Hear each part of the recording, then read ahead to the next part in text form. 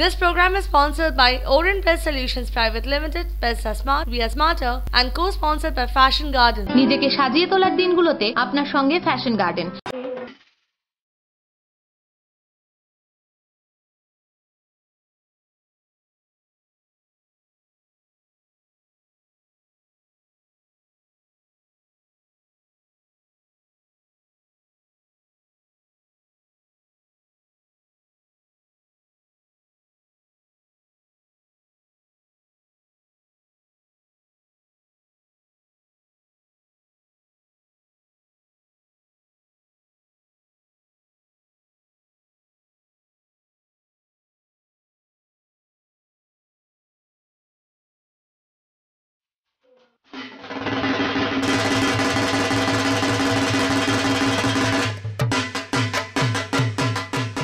Twenty-four hours TV Sharad Samman 2018 আপনারা দেখছেন। আমরা কিন্তু বেরিয়ে পড়েছি এবং এই মুহূর্তে আমরা আছি নিমতার মাঝেরহাটি নেতাজি সংঘ। নেতাজি সংঘ এই অঞ্চলের কিন্তু একটা অন্যতম বড় পুজো।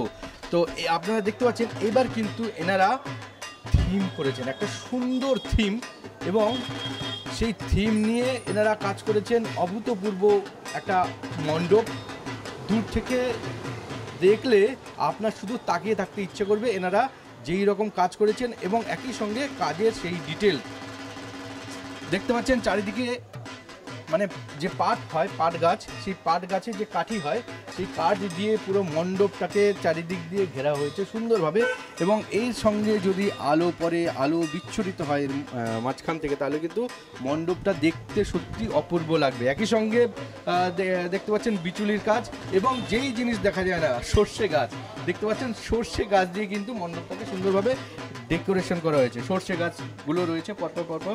এখন আমরা আস্তে আস্তে চলে যাচ্ছি মণ্ডপের ভেতরে।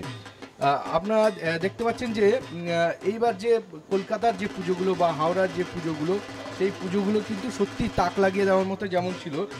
গ্রামের মানে শহরতলি বা কলকাতার বাইরের যে পুজো, সেই পুজোগুলো কিন্তু যথেষ্ট ভালো এবং যথেষ্ট পুরস্কারের দাবিদার ছিল। সেইগুলো আমরা কমে কমে আপনাদেরকে দেখাচ্ছি। তো দেখতে পাচ্ছেন সুন্দর করে এইগুলো আস্তে আস্তে আস্তে আস্তে তৈরি করেছে রিংয়ের মতো। এগুলো কিন্তু যেগুলো খড় বলে, বিচুলি, সেই বিচুলি দিয়ে কিন্তু এগুলো তৈরি করা হয়েছে। এবং বিভিন্ন মডেল কিন্তু শোলা দিয়ে তৈরি করা হচ্ছে। আরও রয়েছে এখানে সুন্দর, ওপর দিকে একটু ক্যামেরাটা ঘোরাতে বলবো। এর মাঝখান থেকে দেখতে পাচ্ছেন বাঁশের ল্যাম্প শেডের মতো করা হয়েছে, এবং এর মাঝখান থেকে কিন্তু সুন্দর আলো বিচ্ছুরিত হবে। তো আমরা যদি ভেতর দিকে চলে যাই, তো দেখতে পাবো এখানে দেবী প্রতিমা। তার আগে আমরা এখানে ক্লাবের যারা আছেন তাদেরকে পেয়ে গেছি। তো দাদা, এই যে পুজো আপনাদের, পুজো কত দিনের পুজো, এবং আপনারা কি করে পুজোটাকে মানে এগিয়ে নিয়ে যাচ্ছেন? কত দিনের পুজো? এই বছরে এই পুজো হচ্ছে 63তম। অনেক দিনের পুরনো। তা আপনারা তো এই অঞ্চলে যতগুলো বড় পুজো হয় তার মধ্যে অন্যতম। তা আপনাদের উপর তো একটা বাড়তি চাপ থাকে প্রতি বছর, যে এবছর যা করলাম তার পরের বছর আরও ভালো করতে হবে, কারণ দর্শকদের একটা প্রত্যাশার একটা ব্যাপার কিন্তু আপনাদের উপর সবসময় থাকে। সেটা কি করে মেনটেন করেন? না, যদি সত্যি কথা বলি, আমরা এটা নেতাজি সংঘ ক্লাবের নামে পুজোটা, এই পুজোটা কোনো এক সময় সার্বজনীনভাবে পাড়ার পুজো ছিল। আচ্ছা। তো আমাদের এখানে 40-45 জন আমাদের ক্লাব মেম্বার। তো এই 40-45 জনের ক্লাব মেম্বারের বিশাল উৎসাহ উদ্দীপনা নিয়েই আমরা এই পুজোটা করি। থাকি হয়তো 7-8 জন, কাজটা করি। তো এটা নিয়ে কোনো আমাদের মতান্তর নেই বা মতবিরোধও নেই। সবচেয়ে বড় কথা হচ্ছে যে পুজোটাকে আমরা খুব ভালোবাসি। সারা বছরে আমাদের আর কিছু হোক না হোক, দুর্গা পুজোটাই মেইন।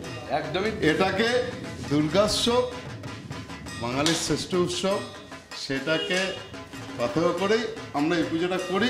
আমাদের সারা বছর যার যত অশান্তি, যার যত অভাব, যার যত কষ্ট, অভিযোগ যাই থাকুক, খুব সমানভাবে কেটে যায়। এটাই হচ্ছে আমাদের মেইন উদ্দেশ্য। একদমই মেইন উদ্দেশ্য খুব সুন্দরভাবে দাদা কিন্তু ব্যাখ্যা করলেন।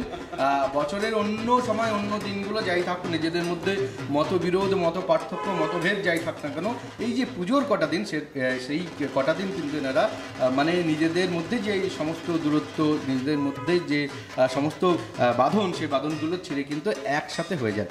তো এই পুজোটা আপনারা এই যারা মানে দাদা যেমন বললেন কীভাবে সেলিব্রেট করেন, এখানে আর কি অনুষ্ঠান বা এই পুজো উপলক্ষে আর কি হয়?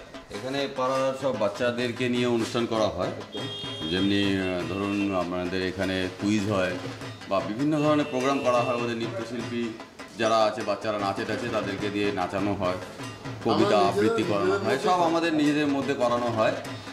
তো এটা এর আগে আমাদের বিগত দিনে একান্ন দুর্গাও হয়েছে বা বিষ্ণু মন্দিরও হয়েছে।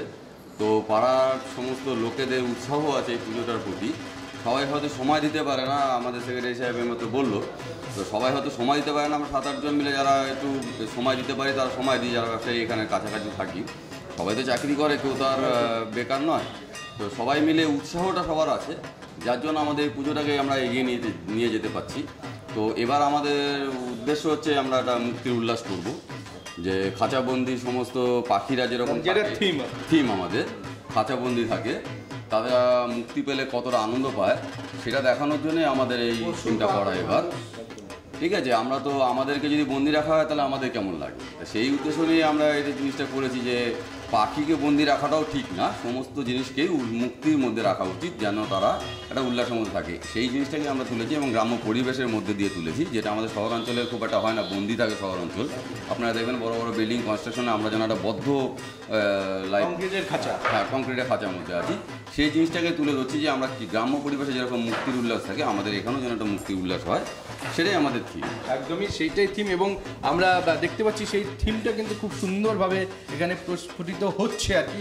আমরা দেখছি এখন মানে পরীক্ষার শেষের দিকে যেমন একদম দিন রাত কিছুই এক থাকে না, সবসময় একটা পড়ার একটা ব্যাপার চলে আসে। তো এইখানে কিন্তু একদম সেই সময়টা আর কি, যেই সময় পরীক্ষার কয়েকদিন আগে বা 1-2 দিন আগে এই যে সময়টা। তো দাদা এত সুন্দর আমি দেখতে পারলাম যে এখানে মানে পাট গাছের যে কাঠি হয়, পাট কাঠি, তারপরে দেখলাম যে খড়, তারপরে হচ্ছে গিয়ে সর্ষের যে গাছ, সর্ষের গাছ কিন্তু মানে খুব একটা দেখা যায় না শহরাঞ্চলে। তো আপনারা এত সুন্দরভাবে এত মানে ব্যাপারগুলো কী করে, মানে কতদিন লাগলো, কী করে এগুলো করছেন? ও একরকমভাবে বললো যে কংক্রিট আমিও পছন্দ করি, আমার ওয়াইফও পছন্দ করে, সেও পছন্দ করে, তার সংসারও পছন্দ করে। ছোট পরিবার, ছোট সংসার, একটা সুন্দর ফ্ল্যাট বানাবো, ফ্ল্যাটের মধ্যে থাকবো, আমরা তাইভাবেই জীবনযাপন করছি। এখন এটা আমাদের নকশার কাজে হয়ে গেছে, কিন্তু বাপদাদা ঠাকুরদাদের মধ্যে এটাই শুনেছি, গ্রাম বাংলা, নদী, জঙ্গল, খোলা মাঠ, ঘাস, এটাকেই বাস পাথেয় করে মুক্তির উল্লাস ভেবেছি। মুক্তি কে পেয়েছে, মুক্তি কে পাবে, এখন অবধি সবার মধ্যেই এটা চলছে, দ্বন্দ্ব চলছে। তো ঘটনাটা হচ্ছে আপনারা দেখতে পাচ্ছেন যে মুক্তির উল্লাস, আমরা দাদা যেমনভাবে সুন্দরভাবে জিনিসটা বললেন যে আমরা ছোট হতে হতে যেন ওই 4 দেয়ালের মধ্যে বন্দি হয়ে যাচ্ছি, এবং সেই যে ছোট হতে হতে হতে হতে ক্রমশ সংকীর্ণতম হয়ে যাচ্ছি, নিজেরা করে ফেলছি নিজেদেরকে, নিজেদের মননকে, নিজেদের সৃষ্টিকে, সমস্ত কিছুকে। তো সেই জায়গা থেকে কোথাও সমস্ত বন্ধন, সমস্ত বাঁধন ভেঙে ফেলে একটা ওপরের দিকে, খোলা আকাশের দিকে নিজেদেরকে মেলে ধরার একটা প্রচেষ্টা কিন্তু এই মণ্ডপের মাধ্যমে দাদারা তুলে ধরতে চাইছেন। একই সঙ্গে আমি বলবো যে দেবী প্রতিমার কথা বলা হয়, দেবী প্রতিমা দেখবেন অদ্ভুত, খুবই সুন্দর, মুখ দেখলে সত্যি মৃন্ময়ী মায়ের মুখটা দেখলে কিন্তু চোখ জুড়িয়ে যায়। তো দাদাকে জিজ্ঞেস করতে দাদা, এই মূর্তি কোথাকার এবং কী ভাবনায়?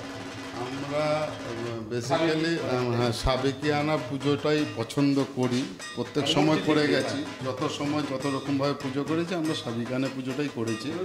এবং এটা এবছরে যেটা করেছি সাবেকি মায়ের রাজকীয় ড্রেস, একটু অন্যরকম, একটু এর সাথে তাও রয়েছে সাবেকি, মানে এরকম কিছু অদ্ভুত পরিকল্পনা করিনি। 2 হাতের দুর্গাকে নিয়ে তারপরে আবার ছোট ঠাকুর নিয়ে পুজো করতে হবে, এটাও মাথায় রাখি। কোথাকার ঠাকুর? আমাদের এই ঠাকুরটা নদিয়া ডিস্ট্রিক্টের, নদিয়া ডিস্ট্রিক্ট থেকেই আমরা আনি। সবসময় আমাদের ধরুন আমি এই পুজোর মধ্যে 23 বছর ধরে জড়িত। তো আমরা যতদিন ধরে পুজো করছি, যা কিছু করছি, এটা হয় আর কি, একটা টেস্ট। আমরা নদিয়ার ঠাকুরগুলোকেই পছন্দ করি, শ্যামনগর, কৃষ্ণনগর, কাঁচরাপাড়া। ওইদিকে ঠাকুরকেই প্রতিমাকেই আপনাদের মণ্ডপে জায়গা দিচ্ছেন। তো ঘটনাটা হচ্ছে, দেখছেন আপনারা যে দাদারা খুব সুন্দর করে বর্ণনা করলেন যে মানুষের যে গণ্ডিটা ক্রমশ ছোট হয়ে যাচ্ছে, পরিবারগুলো ক্রমশ সংকীর্ণ হয়ে যাচ্ছে, মানুষ নিজেদেরকে ছোট জায়গার মধ্যে মানে বদ্ধ করে ফেলছে, সেই বাঁধন থেকে যাতে মানুষ বেরোতে পারে অন্তত এই পুজোর কটা দিন, সেই জন্য এনারা কিন্তু এই যে গ্রাম্য পরিবেশ এবং মুক্তির যে একটা স্বাদ, সেটা কিন্তু দিতে চাইছেন এই পুজো মণ্ডপের মাধ্যমে। তাই আমরা বলবো, আমরা তো এসে দেখলাম, এখনো পর্যন্ত কিন্তু প্রস্তুতি চলছে, আপনারা দেখতে পাচ্ছেন, আপনাদেরকে দেখালাম। তাহলে যখন এইটা পুরোটা কমপ্লিট হবে, তখন কিন্তু এটার একদম পূর্ণ যে রূপটা, সেই রূপটা কিন্তু অপূর্ব লাগবে। এবং তার মধ্যে যে লাইটিং বা আলোকসজ্জা, সেটাও কিন্তু একটা বড় বিচার্য বিষয়। কারণ আলো যখন পড়বে, এই মণ্ডপ কিন্তু সত্যি চোখ জোড়ানো হবে বলে এই মনে হচ্ছে। তাই আমরা তো অবশ্যই আসবো, আপনারাও অবশ্যই আসবেন নিমতার মাঝেরহাটির এই যে নেতাজি সংঘের যে পুজো, সেই পুজো দেখার জন্য। ক্যামেরায় সৌরভের সঙ্গে রাধেশ্যাম সরকার, 24।